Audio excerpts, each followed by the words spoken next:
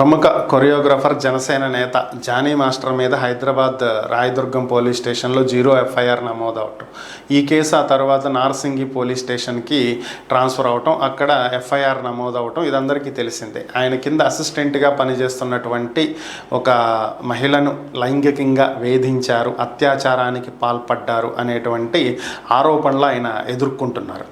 అయితే బాధితురాలు కంప్లైంట్ ఇవ్వడం జరిగింది. పలుమార్లు తన మీద అత్యాచారానికి పాల్పడ్డారని, తన ఇంట్లో కూడా అత్యాచారానికి ప్రయత్నించారని, గాయపరిచారని, తను ఒప్పుకోకపోతే కొట్టేవాళ్ళని, ఈ విషయం ఎవరికైనా చెప్తే చంపేస్తానని బెదిరించారని, ఇలా పలు రకాలుగా ఆమె ఫిర్యాదులో పేర్కొనటం జరిగింది.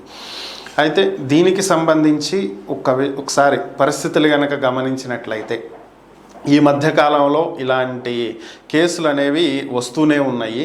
సో ఇవి కామన్ అని నేను అనను, సర్వసాధారణం అని కూడా నేను అనను. కాకపోతే దీనికి సంబంధించి సంబంధిత పార్టీలు ఏ విధంగా రెస్పాండ్ అవుతాయి అనేదే ఇక్కడ కీలకం. ఉదాహరణకి సత్యవేడు ఎమ్మెల్యే కోనేటి ఆదిమూలం మీద ఒక మహిళ ఇటీవల ఫిర్యాదు చేయడం జరిగింది. ఇదే విధంగా తను లైంగికంగా వేధించారు అని చెప్పి. ఎప్పుడైతే ఈ కేసు వచ్చిందో వెంటనే పార్టీ అధినేత చంద్రబాబు నాయుడు స్పందించి ఆదిమూలంను పార్టీ నుంచి సస్పెండ్ చేయడం జరిగింది. సో విచారణకు కూడా ఆదేశించారు, అతని మీద కేసు నమోదు చేయించారు. సో సొంత పార్టీ ఎమ్మెల్యే అయినా సరే చంద్రబాబు ఎక్కడా కూడా ఉపేక్షించాల. సో ఇదే చంద్రబాబు నాయుడికి ప్రశంసలు తెచ్చిపెట్టింది. ఎందుకంటే సొంత పార్టీ ఎమ్మెల్యేను కూడా ఎక్కడా కూడా ఉపేక్షించకుండా ఆయన చర్యలు చేపట్టారు అని. ఇప్పుడు పవన్ కళ్యాణ్ వంతు వచ్చింది. చంద్రబాబు నాయుడు నా రోల్ మోడల్ అని చెప్పుకునేటువంటి పవన్ కళ్యాణ్ ఆయన గుడ్ అడ్మినిస్ట్రేటర్ అని, అలాంటి అనుభవం కలిగినటువంటి వ్యక్తి రాష్ట్రానికి కావాలి. అలాగే ఎంతోమంది మహిళలు ఏపీలో మిస్ అయిపోయారు, సో మహిళల పట్ల నాకు ఎంతో గౌరవం ఉంది, ఇట్లా ఎన్నో చెప్పేటువంటి పవన్ కళ్యాణ్ ఇప్పుడు జానీ మాస్టర్ మీద ఏం నిర్ణయం తీసుకోబోతున్నారు?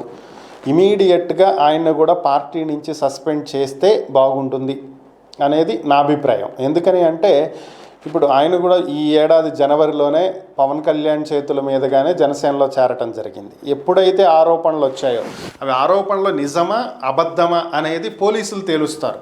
ఇన్వెస్టిగేషన్లో వాళ్ళు పూర్తిగా విచారించి నిజమా అబద్ధమా అనేది వాళ్ళు ఫైనల్ చేస్తారు, కోర్టుకి సబ్మిట్ చేస్తారు, ఛార్జ్ షీట్ వేస్తారు. ఇవన్నీ తర్వాత అంశాలు. కానీ ముందుగా ఆరోపణలు వచ్చినాయి కాబట్టి ముందుగా సస్పెండ్ చేయండి, విచారణ జరగనివ్వండి. విచారణ అనంతరం నిజంగానే ఆ ఆరోపణలన్నీ నిజమైతే, ఎలాగో సస్పెండ్ చేశారు కదా, ఇక పూర్తిగా పార్టీ నుంచి తొలగించేసేసి వదిలేయండి. ఒకవేళ ఆ ఆరోపణలు మాత్రమే, నిజాలు కాదు, అప్పుడే తిరిగి పార్టీలోకి ఆహ్వానించండి, తప్పేం లేదు కదా. సో ఆరోపణలు వచ్చిన వెంటనే మేము చర్యలు చేపట్టాము అనేది ఉంటుంది కదా. సో ఇది చేస్తే బాగుంటుంది. బట్ పవన్ కళ్యాణ్ ఎలాంటి నిర్ణయం తీసుకుంటారనేది అయితే చూడాలి.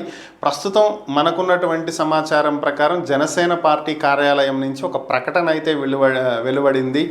ఇది అరుణ్ కుమార్ పేరుతోటి వచ్చినటువంటి ఈ ప్రకటనలో జానీ మాస్టర్ని జనసేన కార్యకలాపాలకు దూరంగా ఉండమని చెప్తున్నాము, దూరంగా ఉంచటం అయింది అని చెప్పి ఒక ప్రకటన వచ్చింది. ఇక్కడ పార్టీ కార్యకలాపాలకి దూరంగా ఉండటం కాదు కదా, సస్పెండ్ చేయటం కావాలి. సో దీన్ని ఎంత త్వరగా పవన్ కళ్యాణ్ ప్రకటిస్తే పార్టీ అంత బాగుపడిద్ది, లేదంటే విమర్శల పాలవక తప్పదు.